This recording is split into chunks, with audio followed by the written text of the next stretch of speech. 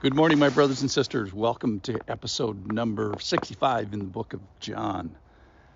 Today's just a great question. Do you want help with sin?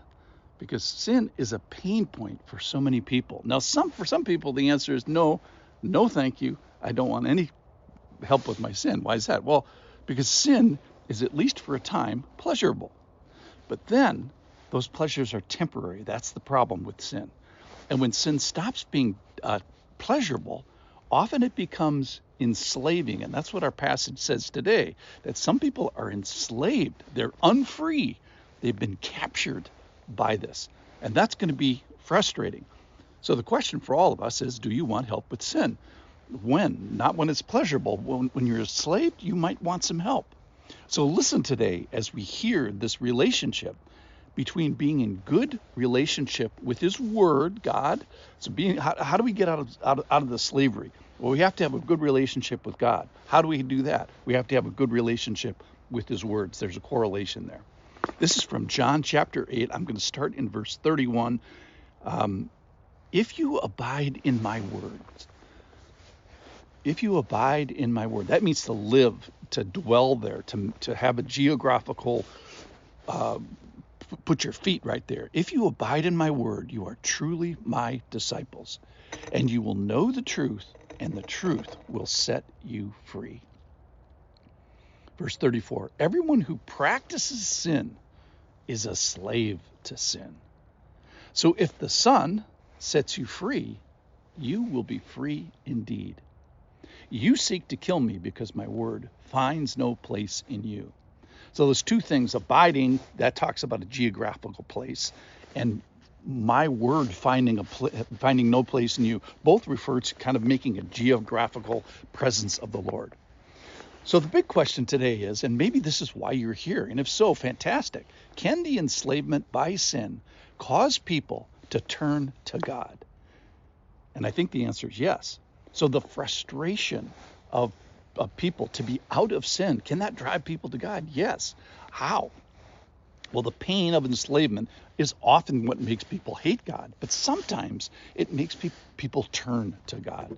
So we want to, today, the goal is to make Him a home, abide with Him, make a place for Him, make a geographical center for Him. So practically, how do I do that? How do I get God into my life? Well, He tells us in the passage that there's this relationship between His Word and Himself. This passage tells us by making a place for His Word, it correlates with making a place for God.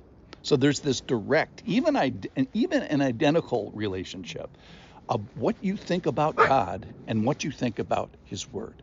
So often you can accurately assess a person's relationship with God by assessing their relationship with the Word. So often between the relationship with the Word and the relationship with God, there's no daylight between those two things. So we're about finding a place for God's Word, making it more of a geographical home. Abide in my Word. That's what it means. So why would I consider expanding the geographical footprint of the Word in my life? Well, more Word equals more Jesus. And He's gone to great trouble to connect Himself with humanity by the Word. So He's talking about an intimate, powerful relationship with Himself. And so I'm hearing Him say in this passage, do you want help with sin? So He contrasts it with the characteristics of not being in the relationship with Him, which is slavery, obligation, powerlessness, having to make a practice of sin, versus making a place for the Word, and by that, making a place for God Himself. So people that are serious about God are usually serious about His Word. I would even say, like always, I can't even think of an exception. So making a place for God equals making a place for His words. So two questions. How can I make a bigger place for God? And do I even wish to make a place for God? So can I do it? Yes, you can. How do you make a bigger place for God? By making a bigger place for His Word. And the motivation, He tells us in the passages, is to get out of sin, to get out of the obligation of sin. So do you have a powerlessness that you don't prefer? Is sin of tongue or of thought or maybe of zipper or of hand having its way of power over you and you're just sick and tired of it? If so, that's good. He's saying, make a place for my word. Explore the footprint that it is in your life, maybe mathematically what percentage or emotionally what percentage, and say to him, I would like access to this new Christian superpower, which is I don't have to be a slave to sin. I don't have to do what it tells me. I can obey a different master. So here's my prayer today. My prayer is that your sin would stop being pleasurable. That's number one. Maybe even, I can't imagine this, I pray that it would enslave you if the enslaving would drive you to the foot of the cross. And then make a place for God, a place for his word, abide with him there, make his home there. So do you want help with sin? If so, then make a place for his word. And then, so I would recommend three things. Come back tomorrow. So associate with me, because every morning I'm trying to associate with his word. I hope this podcast isn't about me, it's about his word. Secondly, associate with other people who follow his word. Now that means being in a fellowship, being in a church. It used to be go to a church where people carry a Bible.